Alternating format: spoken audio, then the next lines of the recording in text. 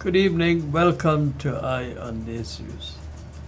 The elections due next year seems to be attracting a number of candidates. PPP so far has 3 candidates. PNC seems to have 4. UF 1 for the time being. And now we have a new entrant into the presidential race, and he's no other than Mr. Peter Ramsaroop, who is a returning Guyanese, returned to Guyana 8 years ago to start a few businesses, but it didn't work out, and he will explain the reason why it didn't work out. But he's been doing a lot of social work in the community since returning. Now, Peter, you want to be president.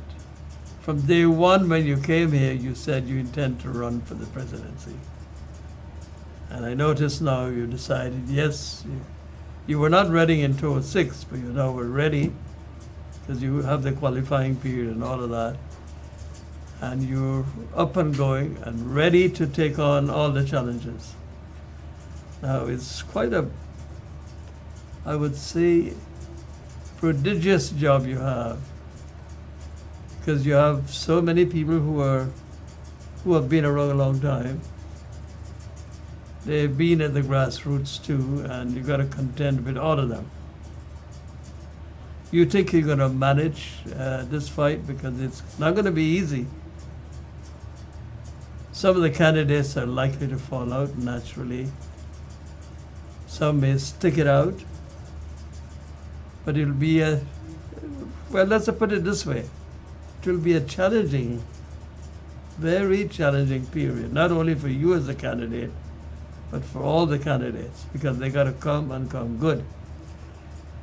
One of the big saving grace, not for the candidates or the contenders, but for the government of Guyana, is you have a constitution that remains where it was in 1980. It's the Burnham Constitution, and it gives enormous powers to the presidency. Now, my first question to you, what do you intend to do with that Constitution? Well, definitely the Constitution, and I think a lot of the change politicians in Guyana have said it has to be abolished within the first 100 days. If you look back at the 1966 Constitution, we have to take away the executive powers of the president, put it back in the hands of Parliament, and have a reporting and accountability mechanism.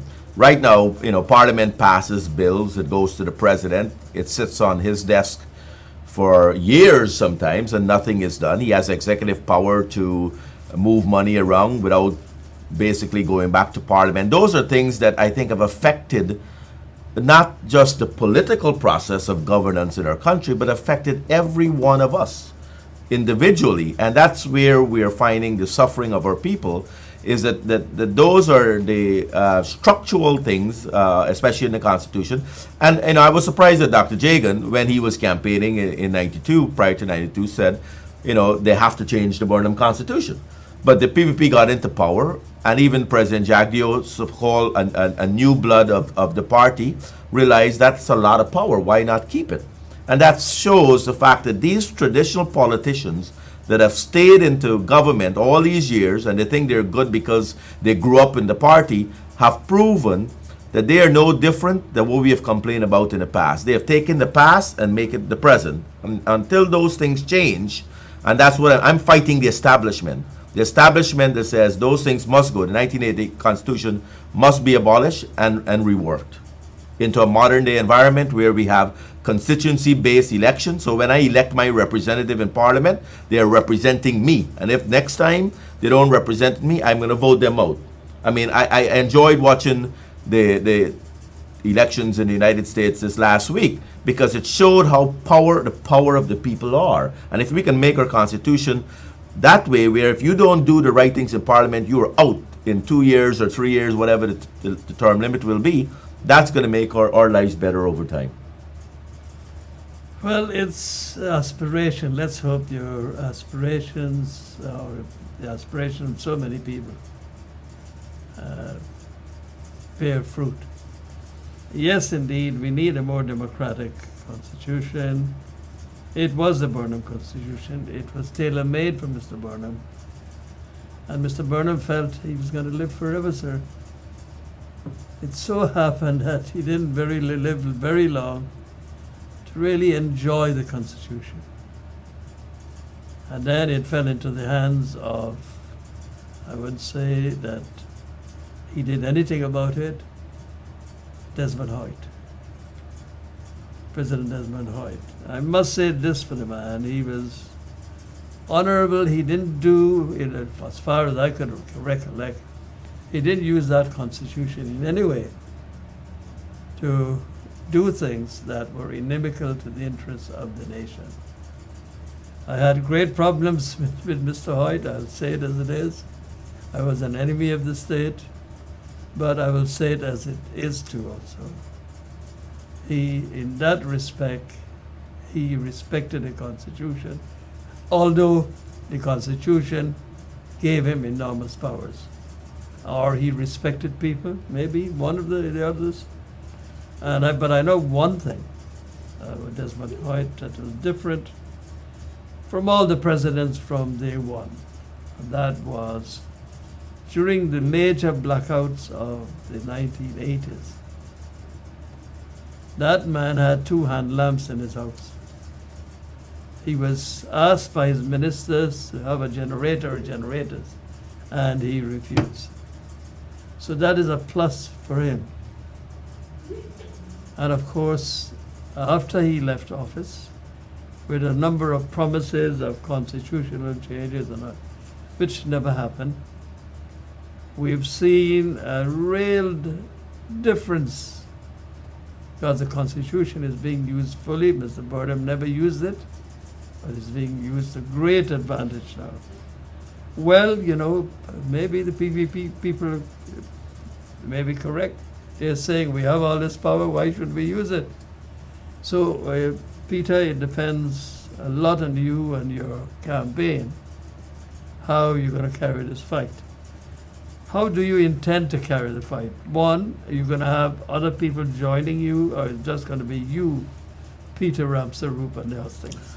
Well, definitely, we are considered, that's why we're calling it the People's Partnership. The fact is, we have advisors, we have people on the ground, and this is not a traditional campaign, Mr. Persaud. We're looking at a campaign where we have to understand the fear factor in Guyana. If you stand too much next to Peter Ramsaroop, you may lose your job. Your family may be discriminated against, and people have told me that. So it's a campaign working at the bottom house approach. And basically, I tell folks today, is keep your party card. I'm not looking for you to pay me $1,000 and join a party and have a party card and says these are all the things that's going to happen. Is listen to our plan, listen to our team, and if you believe that you have not made a difference, you have not changed progressively in your economic, social life over the last 10 years, 5 years, whatever your measurement may be, and you believe that our plan in the next 5 years can make a difference in Guyana, even though it has to be some form of a radical transformation, then vote for us. And keep your party card. Give us 1 term. And if we can put the plans that we say that we can put in place that can help make your lives better, I think that's the campaign's simple message. Today, if you look at a worker, sugar worker, a public servant, 33 1/3% goes to income taxes, 5.6% to NIS. To go to the store is 16% VAT. That's $54 out of every $100 taxable dollars goes into the hands of the government. Yes, the government needs money to take care of roads and schools, but where is all of this excess money going? Things like the hydro plant is very good for Guyana, yes, 10 years from now. But even the PPP Commission is study from the Germans that says we should build multiple hydro plants immediately. Bacakara Falls, Tiger Hills out of